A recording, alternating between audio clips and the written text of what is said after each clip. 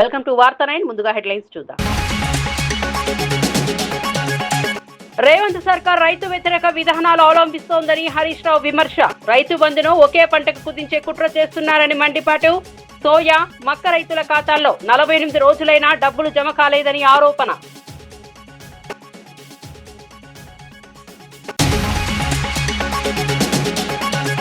కైలాసగిరిపై glass bridge ప్రారంభం. హాజరైన MP Bharat, MLA Ramakrishna Babu. 7 కోట్లతో గ్లాస్ బ్రిడ్జ్ నిర్మాణం.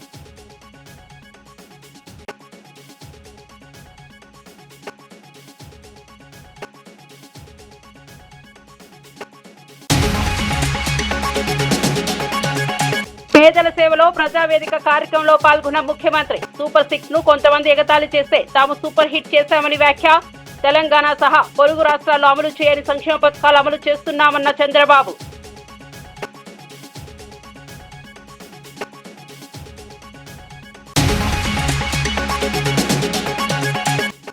హైదరాబాద్ ఇండస్ట్రియల్ ల్యాండ్స్ ట్రాన్స్ఫర్మేషన్ ని అమల్లోకి తెచ్చిన ప్రభుత్వం.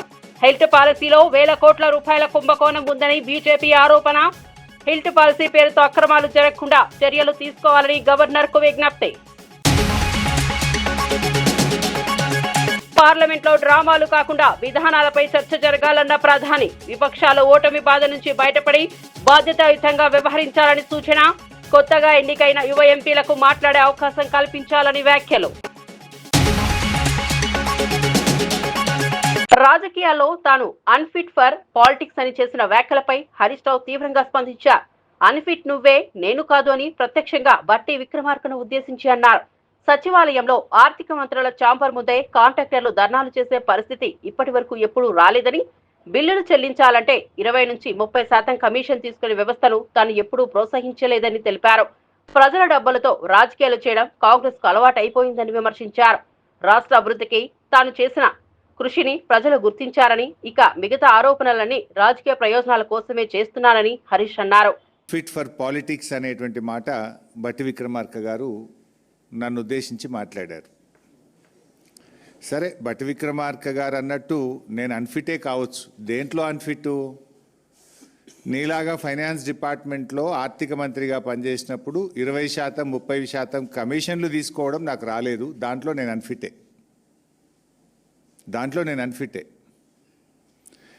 మీరు బాగా ఫిట్టు ఇలా, ఎందుకంటే మీ ఫిట్నెస్ బయటపడ్డది కదా. ఫైనాన్స్ డిపార్ట్మెంట్ చరిత్రలో ఏ రోజు కూడా కాంట్రాక్టర్లు వచ్చి సెక్రటరియట్లో ఆర్థిక శాఖ కార్యాలయం ముందు ధర్నా చేసిన చరిత్ర ఏ రోజన్నా ఉందా? ఈ రాష్ట్ర చరిత్రలో మన ఊరు మనబడి బిల్లులు ఇవ్వండి అని కాంట్రాక్టర్లు ఫైనాన్స్ డిపార్ట్మెంట్ ముందు ధర్నా చేశారా? చిన్న కాంట్రాక్టర్లు ఎప్పుడైనా ఫైనాన్స్ డిపార్ట్మెంట్ ముందు గత చరిత్రలో ఏనాడైనా ధర్నా చేశారా? సర్పంచులు, మాజీ సర్పంచులు, మాజీ ఎంపీటీసీలు 10 సార్లు ధర్నాలు చేసి అరెస్ట్లైన చరిత్ర ఈ రాష్ట్రంలో ఎప్పుడైనా ఉందా? నోరు బారేసుకోవడం చాలా సులువు బట్టి గారు.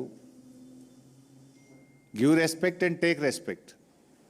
రాజకీయాల్లో ఫ్రస్ట్రేషన్లో నోరు జారితే మొదటికే మోసం వస్తుంది. సమాధానం ఉంటే చెప్పండి, లేదా మౌనంగా ఉండండి. నోరెందుకు బారేసుకుంటున్నారు? ఎవరు అన్ఫిట్? రాజధాని అమరావతి పనులు వేగవంతంగా కొనసాగుతున్నాయని, 2025 నాటికి ఫస్ట్ ఫేజ్ పూర్తి చేస్తామని సీఎం చంద్రబాబు నాయుడు ప్రకటించారు. భారతదేశంలోని అత్యంత అందమైన ఆధునిక నగరంగా అమరావతిని తీర్చిదిద్దడానికి కూటమి ప్రభుత్వం కట్టుబడి ఉందన్నారు. రాబోయే 15 సంవత్సరాలు కూడా కూటమి అధికారంలో ఉండాలని తాను కోరుకుంటున్నానని వెల్లడించారు. రాజధాని ప్రాంతంలో రహదారులు, భవనాలు, డ్రైనేజీ, నీటి వసతులు, కార్యాలయాల నిర్మాణం అన్ని పూర్తి స్థాయిలో ముందుకు సాగుతున్నాయని చెప్పారు. అభివృద్ధి ప్రధాన ఎజెండాగా ప్రభుత్వం పనిచేస్తుందని స్పష్టం చేశారు. ఫేజ్ 1 పనులు పూర్తవుతాయి. ప్రపంచంలోని ఒక సుందరమైన నగరంగా అమరావతిని తీర్చిదిద్దే బాధ్యత మేము తీసుకుంటాం. విశాఖపట్నం వస్తుంది, అమరావతి వస్తుంది, తిరుపతి కూడా డెవలప్ చేస్తాం. అక్కడ వెంకటేశ్వర స్వామి ఉన్నాడు.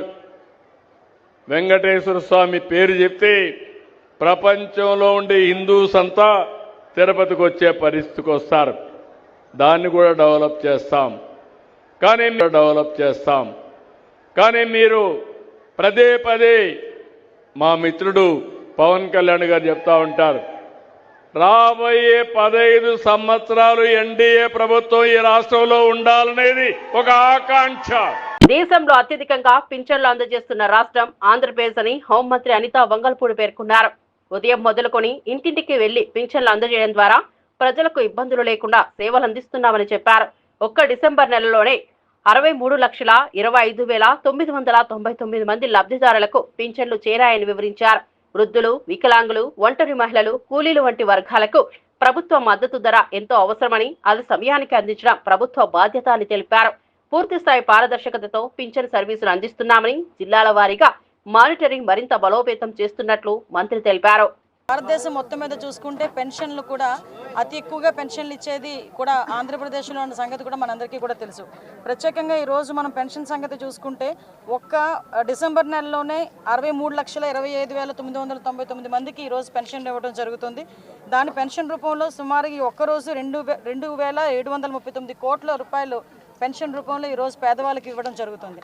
ఇందులోని మనకంటే 13% మన రాష్ట్ర జనాభాలో 13% ఈరోజు పెన్షన్ రూపంలో మనం అందరికీ కూడా ఇచ్చే పరిస్థితి ఉంటే అందులో 53% ఓన్లీ మహిళలే ఇంచుమించుగా మనకి ఎక్కువ మంది పెన్షన్లు తీసుకునే పరిస్థితి కూడా కనిపిస్తూ ఉంది. ఖమ్మం జిల్లాలో వరదలకు ప్రధాన కారణంగా నిలిచిన మున్నేరు నదిపై రీటర్నింగ్ వాల్ పనులు త్వరితగతిన పూర్తి చేయాలని మంత్రి తుమ్మల నాగేశ్వరరావు అధికారులను ఆదేశించారు. వర్షాకాలంలో నది ఒడ్డున గ్రామాలు వరద ముప్పును ఎదుర్కొంటున్నాయని, ప్రజల ప్రాణాలు, ఆస్తులు రక్షించడానికి తక్షణ చర్యలు తప్పనిసరి అని మంత్రి పేర్కొన్నారు. ఇప్పటికీ నష్టం జరిగిన ప్రాంతాలను అధికారులు సందర్శించి నివేదికలు సమర్పించాలన్నారు. పనుల్లో నిర్లక్ష్యం జరిగితే కఠిన చర్యలు తీసుకుంటామని హెచ్చరించారు. రాబోయే సీజన్లో ఎలాంటి ప్రమాదాలు తలెత్తకుండా ముందస్తు చర్యలు తీసుకోవాలని అన్ని శాఖలకు సూచించారు.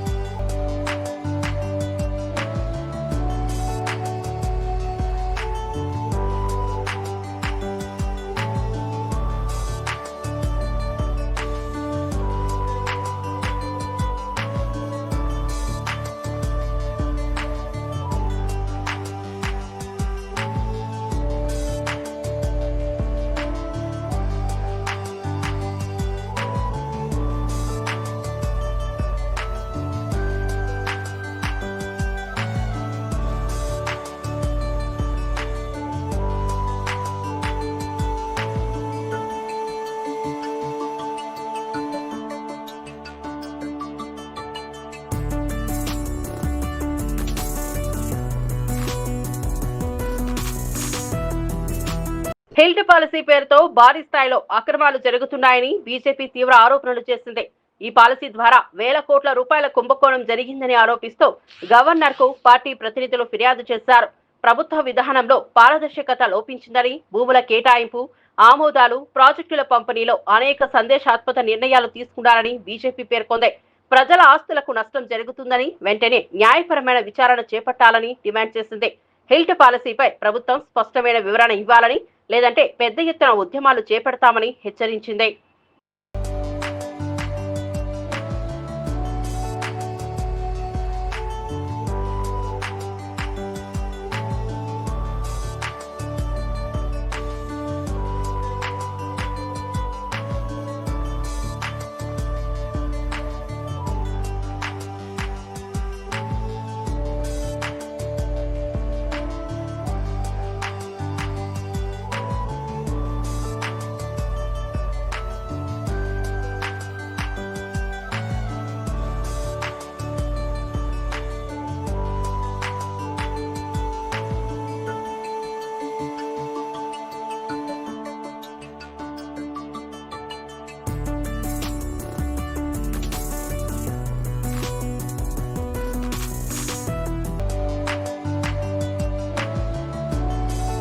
ప్రపంచ ఎయిడ్స్ దినోత్సవం సందర్భంగా Razole community health centre ICDC విభాగం ఆధ్వర్యంలో అవగాహన ర్యాలీ నిర్వహించారు.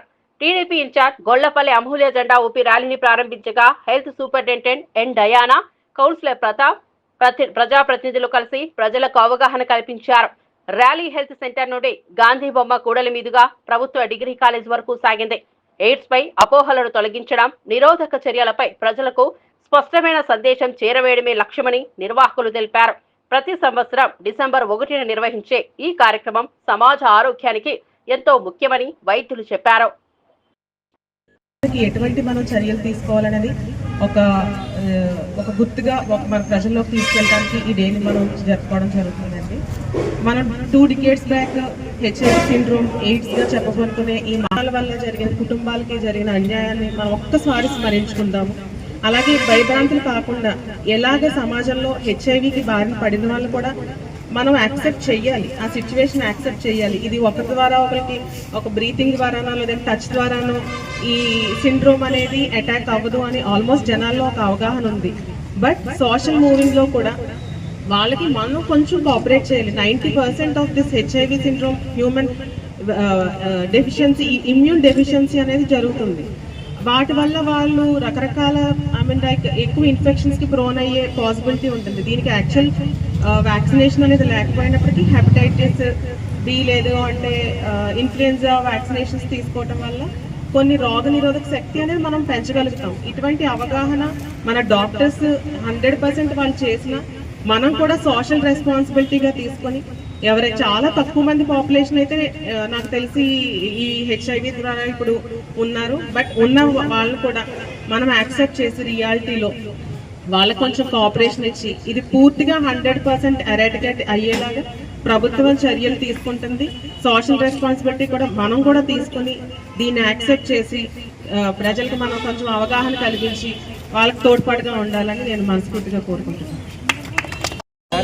హ్యూమన్ ఇమ్యూనో డెఫిషియన్సీ సిండ్రోమ్ వల్ల రోగనిరోధక శక్తి బాగా తగ్గటం, దానివల్ల ఏదైనా వచ్చినప్పుడు హెల్త్ ఇష్యూస్ వచ్చినప్పుడు జనాలు వాళ్ళు రెస్పాండ్ అవ్వడం. జూబ్లీహిల్స్ లోని నివాసంలో సీఎం రేవంత్ రెడ్డి హెచ్యూడీసీఓ చైర్మన్ సంజయ్ కులశ్రేష్ఠతో సమావేశమై రాష్ట్రంలోని ప్రధాన మౌలిక వస్తువుల ప్రాజెక్టులకు అవసరమైన రుణాల మంజూరు అంశంపై చర్చించారు.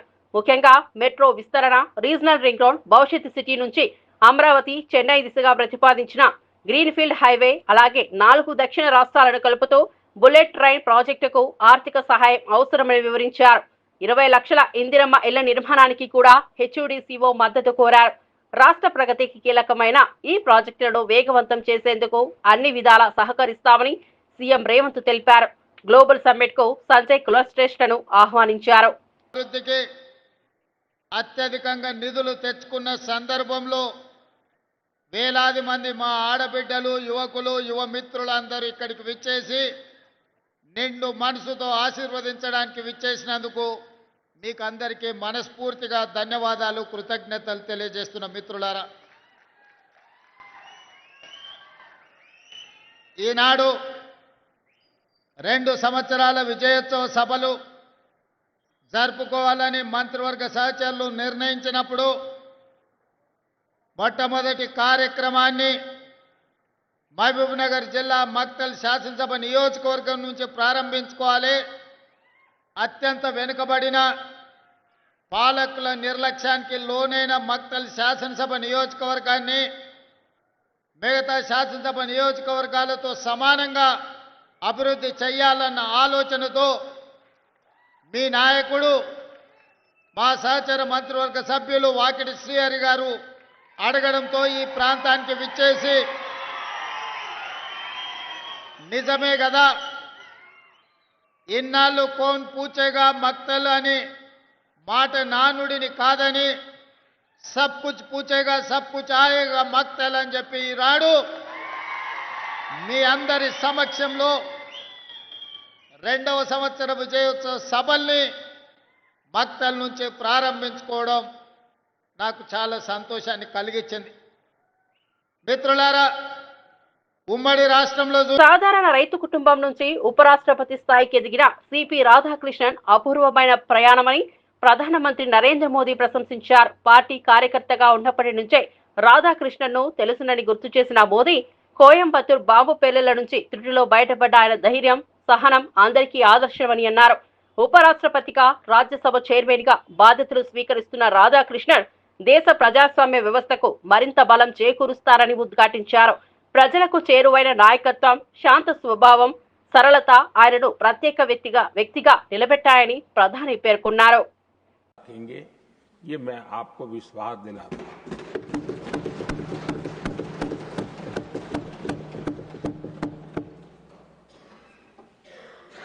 हमारे सभापति जी एक सामान्य परिवार से आ रहे हैं, किसान परिवार से निकले हैं और पूरा जीवन समाज सेवा के लिए समर्पित किया है। समाज सेवा ये उनकी निरंतरता रही है। राजनीतिक क्षेत्र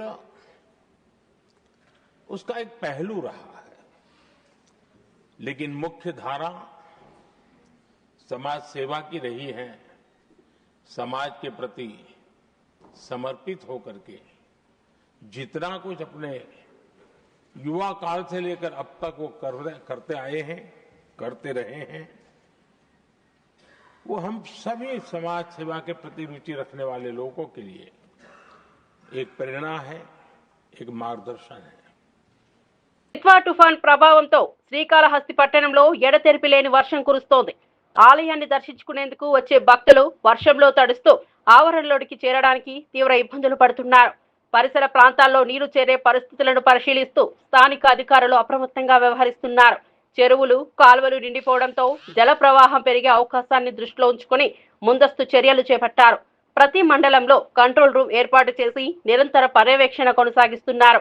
వర్షం తీవ్రతను బట్టి అవసరమైన సమయంలో సహాయక చర్యలు ప్రారంభించేందుకు సిద్ధంగా ఉన్నామని విభాగాలు స్పష్టం చేశాయి. భక్తులు ఆలయ ప్రాంతానికి బయలుదేరే ముందు వాతావరణ పరిస్థితులు తెలుసుకోవాలని సూచించారు.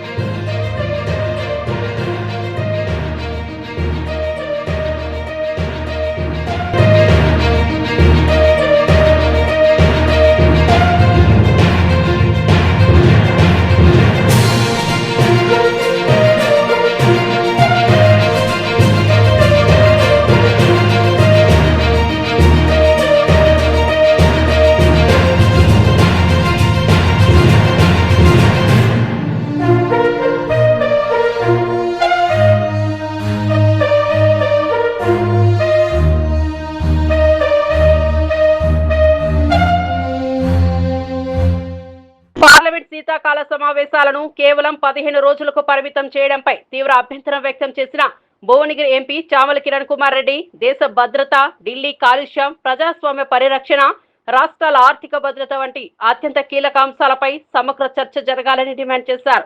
తెలంగాణకు రావాల్సిన నిధులు, ప్రకృతి విపత్తుల సహాయం వంటి అంశాలపై కేంద్రం వైఖరిని ప్రశ్నిస్తామని స్పష్టం చేశారు.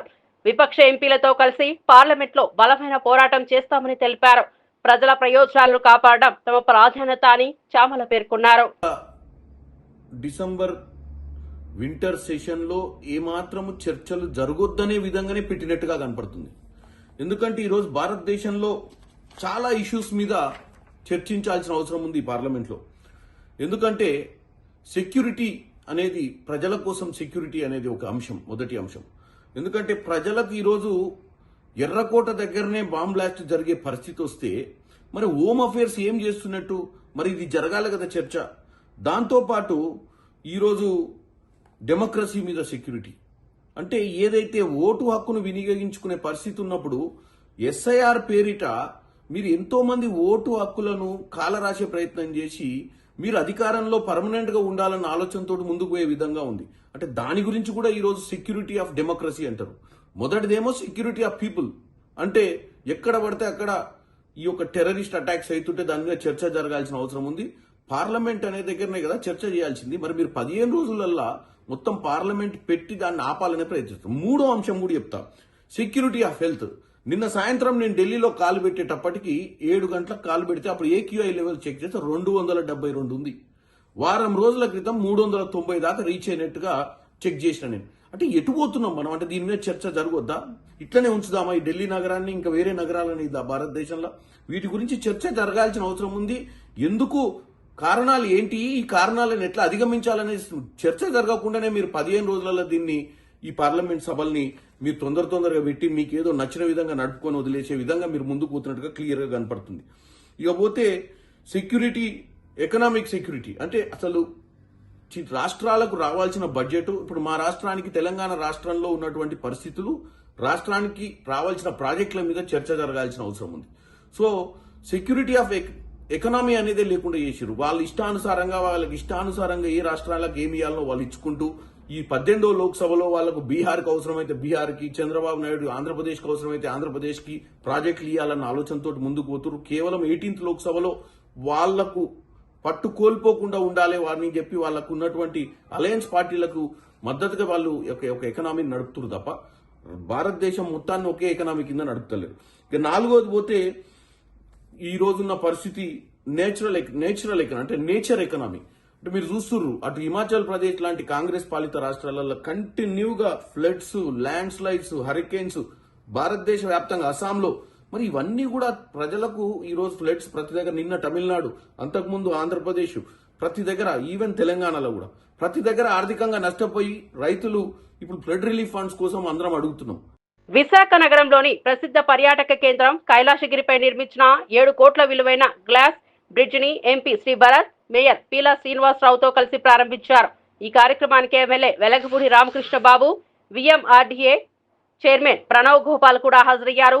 అద్భుతమైన సముద్ర దృశ్యాలను, నగర అందాలను ఎత్తైన స్థానం నుంచి గ్లాస్ బ్రిడ్జిపై నిలబడి వీక్షించడం పర్యాటకులకు ప్రత్యేక అనుభూతిని ఇస్తోందని స్థానికులు ఆనందం వ్యక్తం చేస్తున్నారు. విశాఖ పర్యాటక రంగాన్ని మరింత బలోపేతం చేసే ప్రాజెక్టుగా ఇది నిలుస్తుందని అధికారులు పేర్కొన్నారు.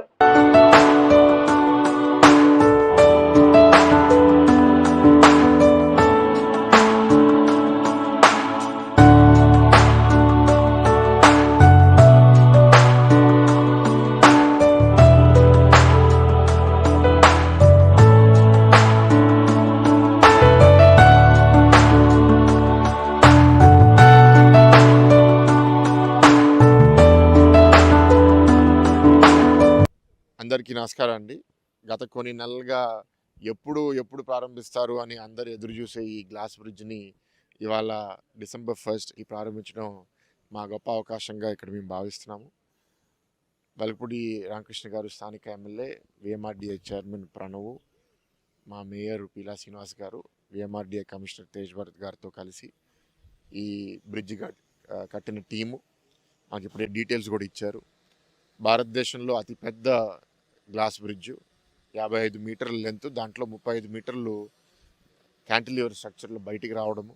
అందుకే మీరు దాని మీద నడిస్తే కూడా కొంచెం క్యాంటిలివర్ మీద ఉన్న ఎక్స్పీరియన్స్ కొంత ఊగినట్టు కూడా అనిపిస్తుంది. ఒక వండర్ఫుల్ అద్భుతం. 1020 ఫీటు సముద్రం లెవెల్ నుంచి హైట్లో ఉండడము, అండ్ ఒకటేసారి ఈ బ్రిడ్జ్ మీద 100 మంది తీసుకోగలిగిన 40 మందిని ఒక్కొక్కసారి అలౌ చేసి ఈ ఎంటైర్ వ్యూ, ఇది సముద్ర తీరాన ఉన్న ఈ అద్భుతం, ఈ అందాలు, ఈ కొండలు, చెట్లు, సముద్రం ఒకటేసారి అనుభవించే అవకాశం ఇక్కడ ఈ గాలి కూడా మీరు కూడా చూస్తున్నారు. గాలి గురించి కూడా నాకు చెప్తున్నారు. హుడూడ్ వచ్చినప్పుడు విండ్ స్పీడ్ 210-220 కిలోమీటర్లు ఉంటే ఈ బ్రిడ్జ్ డిజైన్ 250 km/h ఉన్నా సరే మనకి ఏ ప్రాబ్లం లేకుండా డిజైన్ చేసిన బ్రిడ్జ్. సో అందరూ యాత్రికులు దీన్ని నిర్భయంగా వచ్చి అనుభవించగలుగుతారు అండ్ వ్యూ కూడా ఎంజాయ్ చేయగలుగుతారు పొద్దున సాయంత్రం అన్ని పూటలు. సో విశాఖపట్నం వాసులే కాదు, ఉత్తరాంధ్ర, ఆంధ్ర అండ్ ఇతర రాష్ట్రాల నుంచి కూడా చాలామంది రాబోయే రోజుల్లో వచ్చి దీన్ని చూడబోతున్నారని మేము ఎదురు చూస్తున్నాము.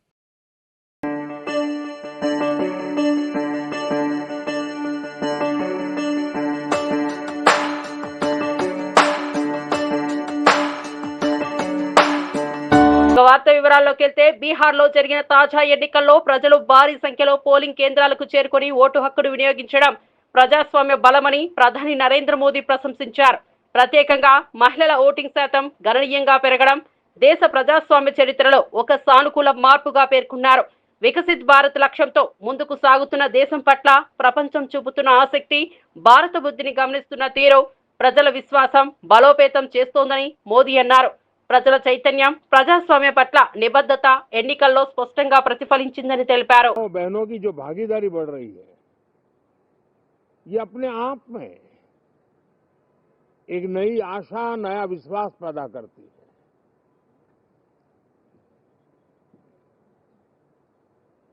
एक तरफ लोकतंत्र की मजबूती और इस लोकतांत्रिक व्यवस्थाओं के भीतर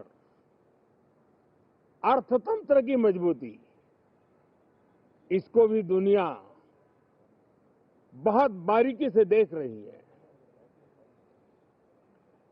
भारत ने सिद्ध कर दिया है डेमोक्रेसी कैन डिलीवर. जिस गति से आज भारत की आर्थिक स्थिति नई ऊंचाइयों को प्राप्त कर रही है, विकसित भारत के लक्ष्य की ओर जाने में ये हमें नया विश्वास तो जगाती है, नई ताकत भी देती है. साथियों, ये सत्र संसद देश के लिए क्या सोच रही है, संसद देश के लिए क्या करना चाहती है, संसद देश के लिए क्या करने वाली है, इन मुद्दों पर केंद्रित होनी चाहिए. विपक्ष भी अपना दायित्व निभाएं, चर्चा में ऐसे मुद्दे उठाएं, मजबूत मुद्दे उठाएं, पराजय के निराशा में से बाहर निकल करके आए. और दुर्भाग्य है कि एकाध दो दल तो ऐसे हैं कि वो पराजय भी नहीं पचा पाते. వార్తలు ముగించే ముందు ముఖ్యాంశాలు మరోసారి. రేవంత్ సర్కార్ రైతు వ్యతిరేక విధానాలు అవలంబిస్తోందని హరీష్ రావు విమర్శ. రైతు బంధును ఒకే పంటకు కుదించే కుట్ర చేస్తున్నారని మండిపాటు. సోయా, మక్క రైతుల ఖాతాల్లో 48 రోజులైనా డబ్బులు జమ కాలేదని ఆరోపణ.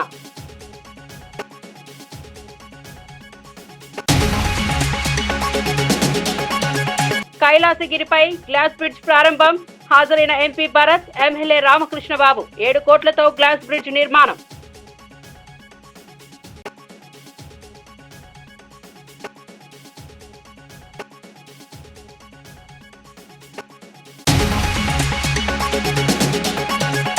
పేదల సేవలో ప్రజావేదిక కార్యక్రమంలో పాల్గొన్న ముఖ్యమంత్రి. సూపర్ 6 ను కొంతమంది ఎగతాళి చేస్తే తాము సూపర్ హిట్ చేశామని వ్యాఖ్య. తెలంగాణ సహా పొరుగు రాష్ట్రాల్లో అమలు చేయని సంక్షేమ పథకాలు అమలు చేస్తున్నామన్న చంద్రబాబు.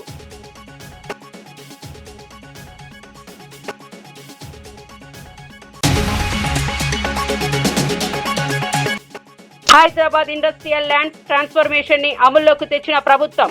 హెల్త్ పాలసీలో వేల కోట్ల రూపాయల కుంభకోణం ఉందని బీజేపీ ఆరోపణ. హెల్త్ పాలసీ పేరుతో అక్రమాలు జరగకుండా చర్యలు తీసుకోవాలని గవర్నర్ కు విజ్ఞప్తి. పార్లమెంట్ లో డ్రామాలు కాకుండా విధానాలపై చర్చ జరగాలన్న ప్రధాని. విపక్షాలు ఓటమి బాధ నుంచి బయటపడి బాధ్యతాయుతంగా వ్యవహరించాలని సూచన. కొత్తగా ఎన్నికైన యువ ఎంపీలకు మాట్లాడే అవకాశం కల్పించాలని వ్యాఖ్యలు. ఇవి నాటి వార్తా విశేషాలు. మరో బులెటిన్లో మళ్ళీ కలుద్దాం. నమస్కారం.